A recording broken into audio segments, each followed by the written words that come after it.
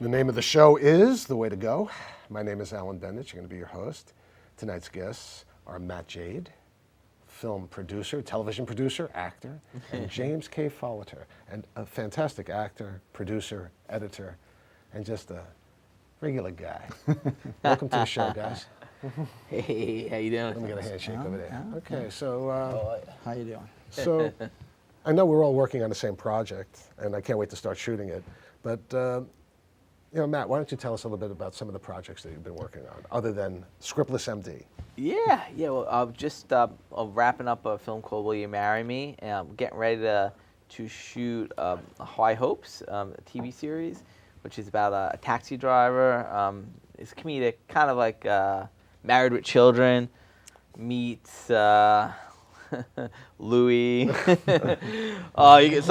funny. It's very comedic. Right. It's a sitcom style kind of programming. And, Right. we'll get ready to do that. So is there a lot of location shots? How are you shooting in the tax in the? That was interesting because we did a pilot already, which we had shown in a few festivals. And Cool. We actually had taxis in it, and we didn't have a huge budget. It was under $10,000, and we had taxis, we had police uniforms, we had 10 locations, we had a hot dog stand, we had I don't even know it was a lot of favors, Right. Great. It came out really well. So you're going to be making more episodes? Yeah, we're excited. We have Catherine Briding from Gossip Girl. Oh, cool. Is, one of the stars of the shows. And, Excellent. That's fantastic. What are you? What's your involvement in it? Are you just producing? I'm producing and co-directing with Dennis Cabrini. I'm not familiar with his stuff. But. Yeah, he's he kind of looks like Ron Jeremy. If you've ever seen him, he gets mistaken for Ron Jeremy all the time. I don't know if that's good or bad. You saw a guy that looks like Ron Jeremy that wasn't him, you might have met him. So that's great. So you said co-directing? Yes. How does that work? I mean, well, he's kind of the star of it, and so when he's acting, you direct it? Yeah, I kind of assist in. That's cool. Directing process, so it kind of lets him focus on the acting. As a producer, are you on the set all the time when they're shooting? Well, last episode I was, Right. so we'll see. We gotta, as the shoot date gets near, we'll get we're meeting with a camera crew on Monday night, so we're kind of trying to lock some. This guy said he's got a red camera. This other guy, I can. The other guy got the green camera. Yeah, exactly. Right? So we're seeing what we can lock in, That's on, cool. The on red is nice, man. somewhat limited funds, So I hear you. yeah. Yeah, I filmed a couple of commercials on the red, and wow, so nice. So Nice. Yes. Oh, very cool. Yes. Very cool. So you're actually working on a film too now, right? I mean, you just had your Jim. Yes. So why don't you tell a little bit about it? It's currently in. Well, I've done a couple of them. The movie that's in post-production is called Women and Sometimes Men. I play a stepfather in that. I'm not sure where that's going. If it's going to go to festivals or theaters or straight to a television near you. But I also just got done filming The Right to Live with actually the director Frank Callow, who we had on the show. And that was very good. Frank's a great director. He's a lot of fun to work with. And we're just finishing up the rest of that. And then I'm actually in pre-production, ready to start filming in a movie called Landing Up. And I play a character named Frank, who's not such a nice guy. But, that's the way life goes sometimes. And again, I'm not sure what their intention of where this is going to go. That's cool. But it's nice to be busy, and it seems like it all comes at once. It is funny. You're right about that. I'll go for months with nothing happening, and then all of a sudden the phone's ringing. And it's like, and I hate when you have competing commitments and you have to make a choice, because that's the worst. Because but sometimes it works that way. But in life, a busy man stays busy, and Right, when you create your own opportunities, Right. more opportunities are attracted to you, and Right. and yeah, I would hate to have to decide, I can't do that because I want to do this, but What a great problem to have. No, yeah, I know.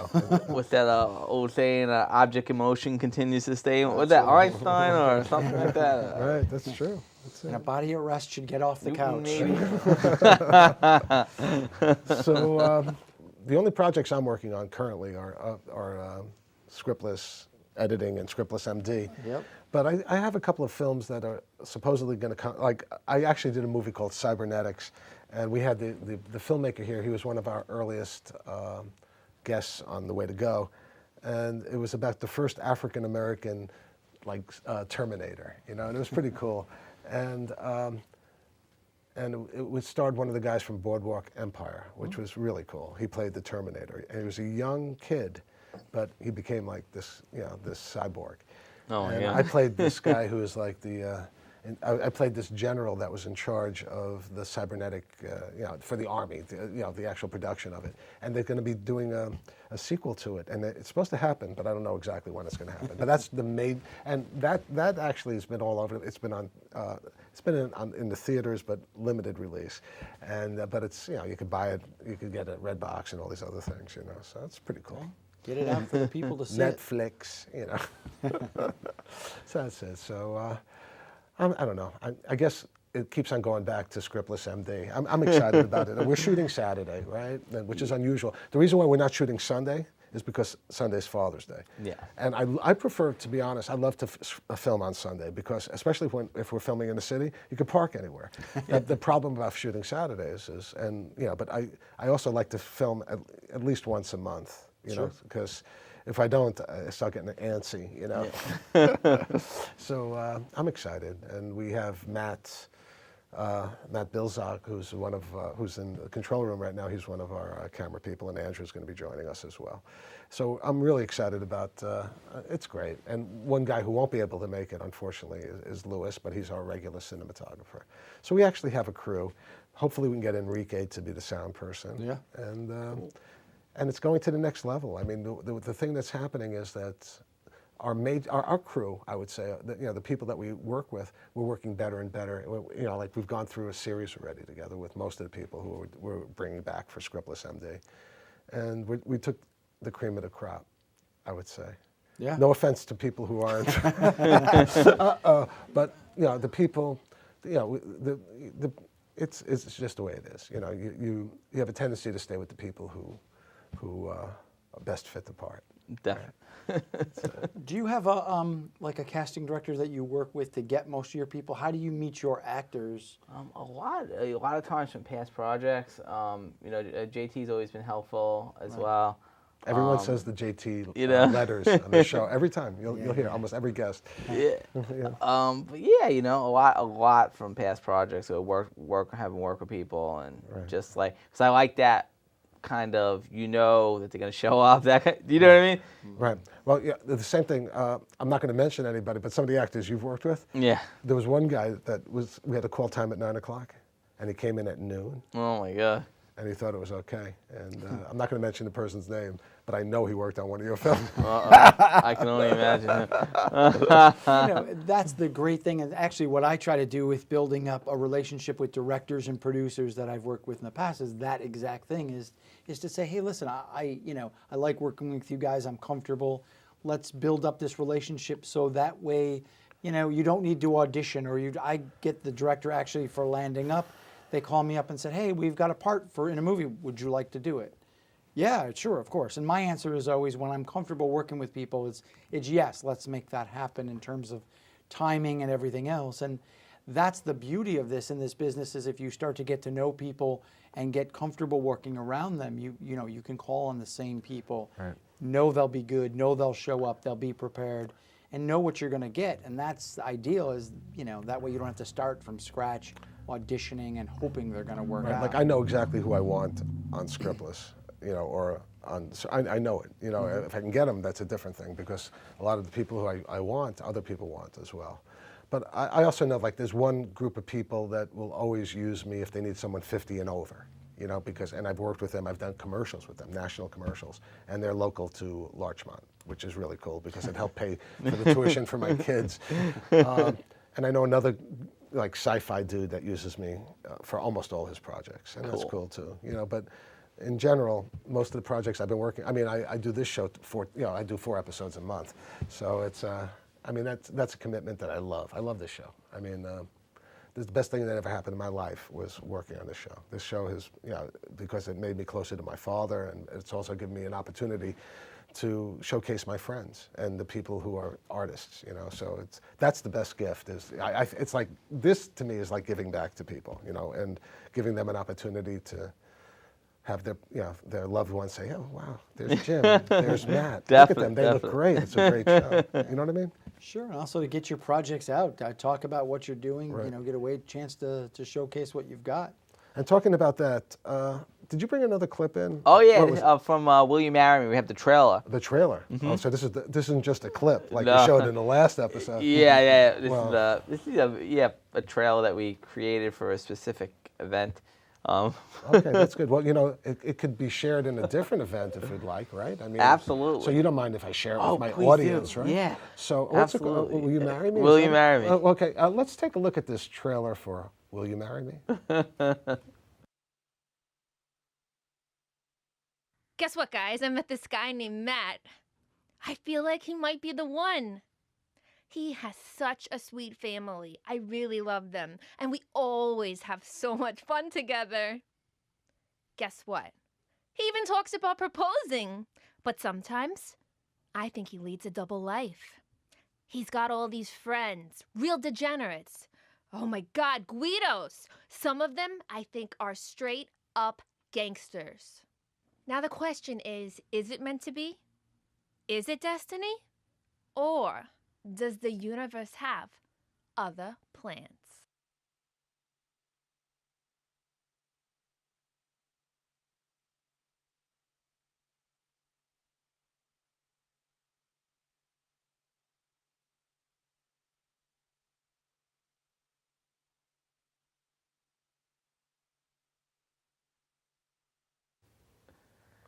That was excellent. That was pretty cool. Thank you. I know those people. Not that they're the usual suspects, but you have some very talented people on that project. It's cool. And I saw some people that worked on my projects. And Enrique, right? Enrique's done a great job. Enrique Williams has done a great job. Yeah, it's great to have a sound person. Well, he did actually camera work on this and editing. Yeah, he told me after we did the work with him last time. He said, Alan, I'm not just a sound guy. I said, okay, and then he started giving me his resume. But it was good, and we love Enrique. He was really good on the set. Definitely. We loved him so much that we accidentally got him in a mirror from one of the cameras. We had to cut that out. Nice. That's good. But it was great. I love it. I love the font on the way you wrote it out. Yeah. I love it. It looked like very sweet. Will You Marry Me? It was nice. I like it. Who did the editing for that? Oh, Enrique did. I assisted with it, but So you like to be in with the editor when they're doing it? Oh, when I direct something, yeah, definitely. In general, I mean, I consider myself more of a producer than a director, but Right. this was like something I wrote. I wanted to direct it. Right. And actually, I had a dream one night, Really? and I said I'm going to make a movie about this dream. So I wrote out the dream. And this is pretty much a dream. It has a couple little changes. Because some of the stuff was too elaborate to do unless I had $100 million. Like whatever. But so a couple little changes. But that's where I came up with the concept. So for I would this make film. the assumption that Oriana is the girl of your dreams. Well, the dream was the dream. Oriana happened to fit the role at the time. I'm just kidding. And she did a great job. She is great. Yeah, she's good. She has an interesting background. She I guess news and stuff like that, right? I mean, she was here. I interviewed her. She was fantastic. She has a good presence. Oh yeah, she's amazing. She's amazing on film, and she did a she- great job. yeah, I've worked on a few projects with her. So she was in the Beat Cafe. She Really? played Crystal. Oh yeah, so I remember during the time that the times that I was at the Beat Cafe casting sessions. Oh I my remember God, seeing her. you were with her, right? I think I remember. Right. 'Cause Yeah. That was around the time that I did her episode of The Way to Go. Okay. Great. Yeah, it's good. And then she worked on Scriptless, and that was interesting. Cool. That was an interesting scene. She came in, and one of the people who played like this older guy trying to pick up a couple of girls. Oh, It my happened God. to be my wife's cousin's husband. Oh my God. James. He did a good job too. It was his first part. And I think he did Wow. pretty good. Yeah, And yeah. He was good. Yeah, he was he played the part. He was perfect for what we wanted from him, and I he know. did awesome. That's it. He did exactly what was expected in a situation like that, and he pulled it off, which I thought was great. So what happens, like when you're directing? Do you always stop when you get exactly what you want, or are there times when you just say you just have to take what you got? I mean, I like to keep shooting scenes until they're perfect, but sometimes you only have a location for 2 hours, and I'm good at improvising. Yeah. As a producer and director, if I need to, I kind of realize my constraints. No, I'm talking about others, because I'm not talking about directing yourself. I mean, Okay. like there's times. I remember that I've had frustrations on the set. Not recently though. I think that's because I wind up getting the group that I'm dealing with becomes maybe sometimes larger, but it's the people that I know I can rely on. I think a lot of times what happens is, first of all, they don't have the experience, but the second thing is that people are afraid they're not going to get the screen time or whatever. So, but I think when you develop a comfort level with your actors, knowing that the type of director I am, I want everyone to have good screen time, so they have their moment in the spotlight. So then they don't have to try to either hog the screen or they feel comfortable enough not to screw up. You know what I mean? No, definite. I mean, you see that, right? Yeah, right. Yeah, of course. And the other thing with your directing, Alan, is you really, it's scriptless, which allows people to have some freedom to do what they want to do. Right. But also you kind of have an idea of where you need this to go. Right. And you convey that to the actors. And so therefore it's like, okay, we need this to go here. Right. Now play within that parameter, Right. but get it there. Yeah, we have to get to that point. And it's great because in that, you got a lot of room, Right. get to what To you dance. need to do. And you do the dance, but end up, at the door at the end. Right. And you get there. And it's, and the thing is, sometimes we get actors who like to dance, but they want to make their own move. They want to end someplace else, and that throws you. That sometimes is a challenge because it actually can, it could either enhance it, or it can make it worse. But either way, it's not what the director wants. Right. So. But the best part is when people go in that opposite direction, and I have an actor like Jim who could play off that actor and say, okay, you're not going along with the story, but the show must go on, and bring them back around. Right. And, I'm not going to mention one of the actors, but you've done that several times with one of our actors. Yeah, and it's especially with an improv, you have to take it where it trying to get it to where you want to go, and if an actor leads it off, great, you have to acknowledge it, and then kind of nudge it back on course and get it back to where it needs to go, and you do what you got to do. So let's get into nitty gritty. Do you ever have any conflicts with actors on the set? Me? Yes. I can't remember. There's a couple times where I've casted people that I've casted them for something different, and they've come with some idea, What do you do in the set? I mean, I've seen that too. I've had people that have gone off the grid. Yeah. I could think of one actress who did that, and it actually played pretty well on screen in one episode, but the next episode it fell flat on its face. So, I think sometimes you call it like a wild card. Definitely. Yeah, definitely. and the thing is, what do you do in a situation like that? I try to make it flow. I mean, I've dealt with some situations where I've casted someone for a certain role, and then they're too stiff, and it might be I would never make that mistake twice, but sometimes the first time you work with someone, you're like, okay, well, the role requires this, and the people don't get it. I gotta have some specific times, but I don't know who might be watching this show. Don't I can name give some names. examples, but but I'll I tell can you, leave it out. but you could stop now. But some people go rogue. You know what I mean? It's like they wind up, and the thing is, and sometimes it plays well. Because that's one interesting thing about a scriptless environment. And, but at the same time, you want to reel them in, as you're saying. They should be they really should understand that, they don't have to do it. They don't have to go over the top because you're going to get your time. Everyone gets their time. The other thing is that I've learned since we've been editing so much is that, you as an actor think you have so much control over your time. Yeah. When really it's just going to get edited out. Oh, yes. And we've had people that have come in that we're in the scene together, and it's that scene didn't work that well, and it ends up being a totally different scene because you've edited out that person entirely, and then it becomes, now it's the way you want it to be or the way it has to be because that person didn't work that well. And the thing is, the one thing, if I could just, like, it's still going in the same path. You don't necessarily need every inch on the way. Yeah. So, in other words, this whole thing could be gone and it still makes sense. Right. You know what I mean? So, just because you think you're in a scene and you think you're going to change it doesn't mean that at the editing table that you're going to be able to change that scene. Right. You know, something like that. Right? Yeah, and that's where you have a lot of control. That's your control. Yeah.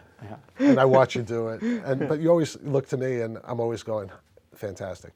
I'm telling you, I mean, the best part also is that we use 2 cameras, and that was, I'm so happy that's the only way to go. And that was my idea, that was my thought, because, and it makes sense, because I've worked in scriptless environments where they have 1 camera, and it's tough to do the close-ups after you've done, or to pick up in an improv setting.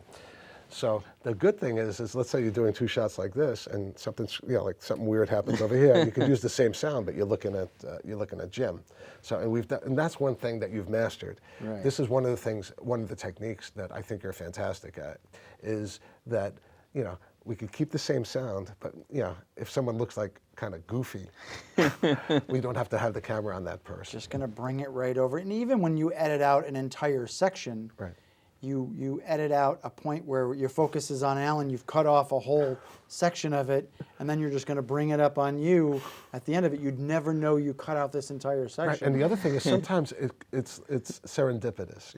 You wind up like, there's like a question being asked, and then it's answered here, but it's also a similar type of questions answered down here. So it's like they're answering that question, not necessarily the same question, and it still makes sense. Yeah. Right? I mean, Yep. we've seen that time and time again. Yeah, if someone gets, especially in an improv setting, if someone gets repetitive. Right. You say, okay, yes. which is the better answer that they're giving? Oh, it's 2 minutes later. Let's just cut it down to 2 minutes And later. they're answering the same question anyway. And you've brought it right back to where you want and keep it in time. Right, so then we don't spend 5 minutes on one scene. We spend 2 minutes, and then we can have another scene. We don't have, and we used to. The first thing I ever edited was the first episode. Not edited. I'm sorry. The first thing I ever directed was the first episode of Scriptless. And that was at just a passing comment that Dina Schumacher, our production manager, said, "You're going to be directing it, right?" I said, maybe. And then I said, "Okay, I'll do it." But in the beginning, I had no clue. So I wound up not. My issues were like I didn't have enough time. I was saying cut too quickly. I didn't let it roll so it could have a natural cut later. Now things are getting a little bit better. I try to really stretch it out a little bit. Now it's a matter of taking all the stuff and making it a 30-minute episode versus like we have 20 minutes. How are we going to make it 25 minutes? I mean, we're finding that out with episode 6. Episode 6 is going to be a good episode. It's great. It's going to be great. Should I do any? Could we do any spoilers about it, or should I not? I'll just say one thing. You're the boss. I would say that the interesting part about it is episode 5 is the climax, one of the climaxes of the series. That then it comes back up again. But that was the first major thing that something really incredible happens on episode 5. But we don't know exactly what happened to lead up to that. I mean, the episode does lead up to it, but there's a lot of missing pieces of information. Episode 6 takes it back. It goes into the things you didn't know about it, and it keeps on. It really goes to motivation and what led up to episode 5, and it's also serendipitous. I love that word today because it had to do with external things that were happening on the set that we shot it that way. What were you going to say? And this is what you're joining into, Matt. You get to the joy of working through all of these issues now as going forward. We're going to have all this stuff and so much more, to work with, that we've refined our product and our craft to really get a chance to take Scriptless MD and, play in a new playground and It's gonna be make fun, it better. man. Absolutely. And you can, and I guess, if you have time when we're doing it, we could always have another pair of eyes looking at the stuff, right? I mean, I'm inviting them to your house. Yeah. Anyway, no, but you know what I mean? It's, why not? It would be nice, if you ever want to see what's going on. Definitely. If there's definitely. an invitation. Love to. Sure. Yeah. It's always So fun. I'm excited. I'm excited for Saturday. I'm excited that we're shooting in Manhattan. That's nice. Yeah, I love Manhattan bars. Absolutely. And that's it. And we'll have beautiful ladies on the show. And of course, us, beautiful men, Without handsome a doubt. men. And this will be great. And Noah Forrest, again, from making The Mob, man. I can't believe it. That was a big thing, and he couldn't talk about it when he was doing that show. Nor should he. Right, but he didn't say anything about it. And he was also one of the first guests I had on the show. Right. Because I had worked with him on several projects prior, and he brings something that's very unique. His style is unique to him. I mean, he's a person who does, his acting is identifiable. You know it's a Noah. I mean, he brings something that you could see that's a Noah performance, and it's right. I mean, Yeah. Oh yeah. Absolutely. He brings intensity, Sure. and he also gets the girl in the end. It's true. It's great. Oh yeah. And I'm the guy who I'm the schlep. I'm the guy who I play myself.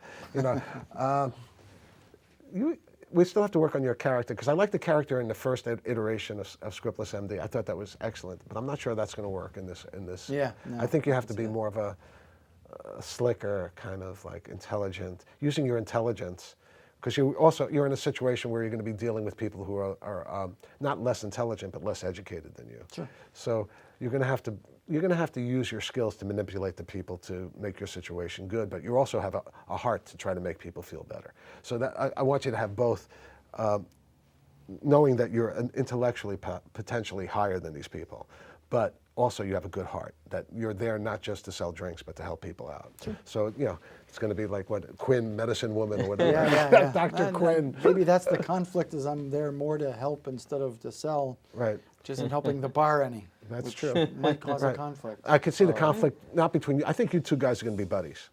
I see that as, I see like this is going to be a buddy show of you two guys. And I think Noah's going to be the bad guy. So I think the conflict is going to be, even though Noah works for you, he's the manager, he wants to get it straight. You two are going to bond and have a good time and try to help out you might even though it's your bar, you might be trying to help out the alcoholics that come into it, rather than, So it might be interesting. We'll play it by ear, but I'm so looking forward to it, because now all of a sudden the creative thoughts are coming, and now that I know we have another member of the team, it's going to be great. It's going to be great.